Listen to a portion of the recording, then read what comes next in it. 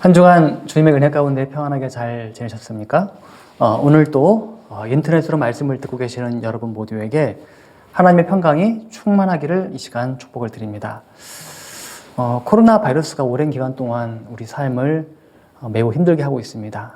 지금 이 상황이 언제 끝날지 알 수 없지만 그러나 이 어려운 시기를 지혜롭게 잘 견딜 수 있기를 부탁드립니다.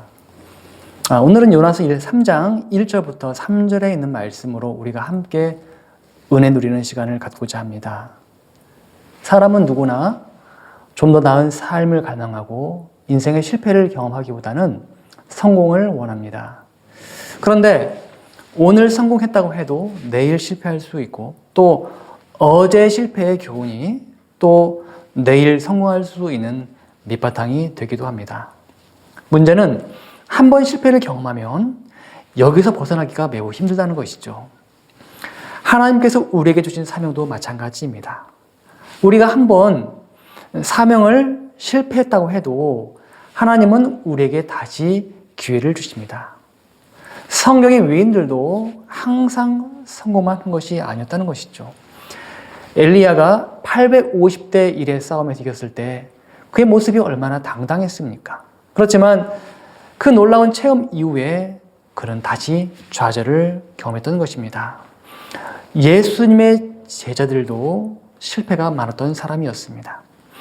예수님께서 베드로에게 내가 닭이 2번 울기 전에 나를 3번 부인할 것이라고 말씀하셨는데 베드로는 절대 그럴 리가 없다고 이렇게 말했습니다. 그런데 그 밤에 예수님의 말씀대로 이루어졌습니다.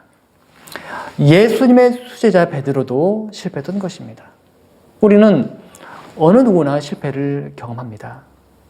신앙생활을 잘 하다가도 때로는 넘어질 때가 있다는 것이죠. 그러나 중요한 것은 그 실패를 딛고 우리가 어떻게 다시 일어서느냐 하는 것입니다. 오늘 본문에 나오는 요나도 실패한 사람이었습니다. 요나가 받은 첫 번째 명령, 하나님께서 아수르의 수도 느네로 가서 말씀을 증거하라고 하셨는데 요나는 그 명령에 순종하지 않았던 것입니다. 왜 그럴까요? 그 명령의 무게가 너무나 무거웠던 것이죠. 사실 요나 입장에서 이방 사람에게 복음을 전하라고 하는 하나님의 뜻이 도무지 이해가 되지 않았어요. 왜 하나님은 죄가 많은 이방 사람들에게 자비를 베푸십니까? 이방인에게 하나님의 자비가 없다는 것은 요나뿐만 아니라 당시 많은 이스라엘 사람들이 가졌던 공통된 생각이었다고 합니다. 요나는 하나님의 명령을 거부합니다. 우리가 신앙의 관점에서 이 요나의 행동은 분명히 실패입니다. 요나는 하나님께서 말씀하신 또 하나님께서 주신 그 사명과는 전혀 반대의 길을 가고 만 것이죠. 요나는 욥바라고 하는 항구로 가 다시스로 향하는 배를 타게 됩니다. 다시스는 지중해 끝에 있는 굉장히 먼 지금 스페인에 위치한 항구 도시라고 합니다. 반면에 요나가 처음 가라고 명을 받은 이 느느웨는 지금의 터키 내륙 육로로 가야 하는 길이라고 합니다. 요나는 완전히 다른 길. 왜 이렇게 먼 곳으로 가고자 했겠습니까? 요나가 생각할 때 그냥 멀리 떠나면은 자신이 하나님과 상관이 없는 줄로 알았던 것입니다. 하나님의 통치 영역이 그 좁은 이스라엘에 한정되는 걸로 알았던 것이죠. 요나가 다시스로 향하는 배를 타고 멀리 떠나갑니다. 그런데 요나가 탄 배가 풍랑으로 요동치자 또 침몰할 위기에 빠지게 되자 사람들은 이 풍랑이 누구로 인한 것인지 제비 뽑기를 하게 됩니다. 이때 요나가 뽑히게 되죠. 요나를 희생의 제물로 삼은 것입니다. 요나를 바다에 던지자 커다란 물고기가 이 요나를 삼켜 요나는 사흘 동안을 이 물고기의 뱃속에서 보내게 되죠. 이게 1장과 2장에 나오는 내용입니다. 2장 마지막을 보면 이 물고기가 요나를 육지에 토하게 되는데 이제 본문의 3장이 시작됩니다. 오늘 본문에는 하나님의 두 번째 명령이 나옵니다. 한번 놀라운 은혜를 체험한 이후에 하나님께서 주신 그 사명을 붙들고 요나는 니느웨 성으로 향하게 되죠. 하나님께서 요나에게 전하라고 하는 그 내용은 이제 니느웨 성이 40일이 지나면 무너지게 된다는 것입니다. 이때 그 전에 상상하지 못한 일들이 일어나게 됩니다. 니느웨 성 사람들이 요나를 통해 선포되는 하나님의 말씀을 듣고 하나님을 믿고 자신들의 죄를 회개하기 시작했다는 것이죠. 여기에 중요한 것은 니느웨 성 사람들이 하나님을 믿었다는 것입니다. 하나님의 권위가 인정되고 하나님의 말씀이 받아들여지는 그곳에는 변화와 생명의 놀라운 기운이 일어나게 된다는 것입니다. 니느웨 성 사람들이 회개했을 때 하나님은 제국의 수도 니느웨 성 위에 긍휼을 베풀어 주셨습니다. 이스라엘 사람들의 관점에서 이 이방인들은 분명히 죄인이고 심판받아야 마땅한 사람들입니다. 그렇지만 하나님은 이들도 사랑하셨습니다. 오늘 하나님의 말씀에 불순종했던 요나도 마찬가지입니다. 물고기 뱃속에서 아무 희망도 없던 요나에게 하나님은 은혜를 베풀어 주신 것입니다. 본문 1절에는 여호와의 말씀이 두 번째로 요나에게 임하였다고 하였습니다. 요나는 처음 받았던 사명을 무시했기 때문에 어느 면에 분명히 실패한 사람입니다. 그런데 하나님은 첫 번째 받은 사명에 실패한 이 요나에게 두 번째 사명, 두 번째 말씀을 주신 것입니다. 왜 하필 하나님께서 이 실패한 요나에게 다시 사명을 주셨을까요? 우리는 여기서 놀라운 사실 하나를 발견하게 됩니다. 그것은 하나님께서는 아무리 실패하고 범죄한 사람일지라도 죄를 뉘우쳐 회개하고 하나님께 돌아올 때에 하나님은 그를 다시 불러주신다는 것입니다. 하나님은 실패한 자도 다시 사용하십니다.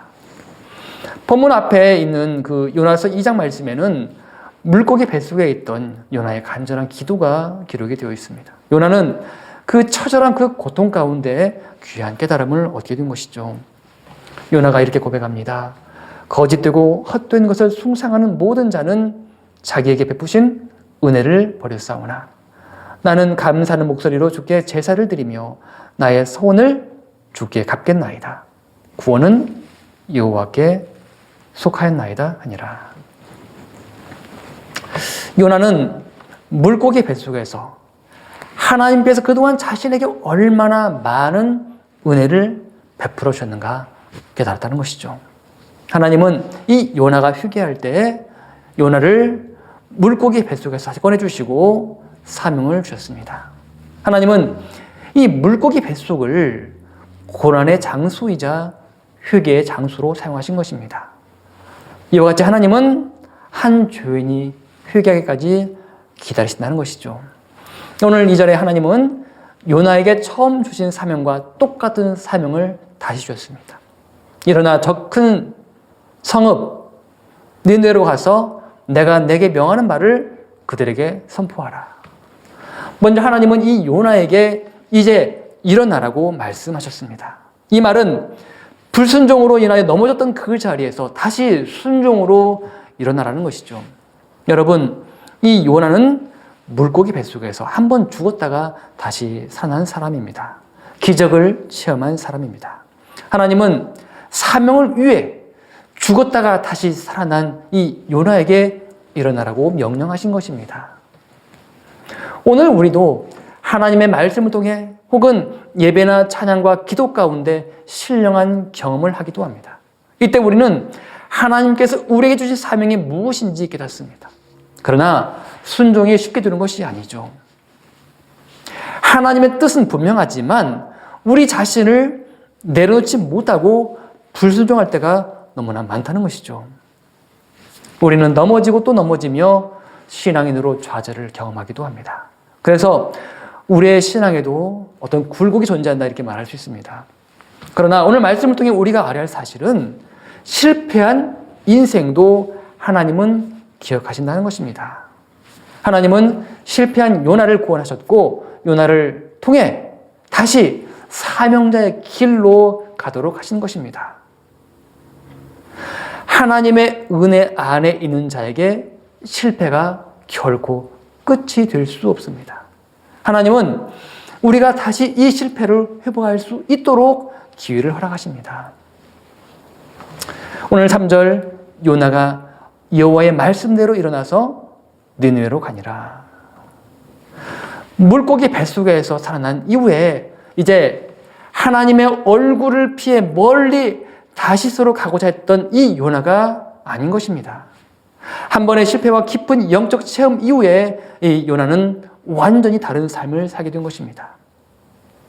요나는 하나님의 말씀에 순종하여 다시 사명자의 길을 걸어갔던 것입니다. 여러분, 사명자란 누구입니까? 사명자는 자신에게 주어진 사명을 아멘으로 받아들이고 이것을 믿음으로 감당하는 사람입니다. 요나가 니느웨 성이 망할 것을 외쳤을 때 하나님께서는 이 니느웨 성에 있는 사람들의 회개를 받으셨고 그들을 용서하셨습니다. 여러분, 우리를 향한 하나님의 기대가 무엇입니까? 그것은 우리가 아무리 큰 죄를 지었을지라도 깊이 뉘우치고 회개하고 하나님께 나아갈 때 하나님은 우리로 하여금 새롭게 거듭나게 하신다는 것입니다.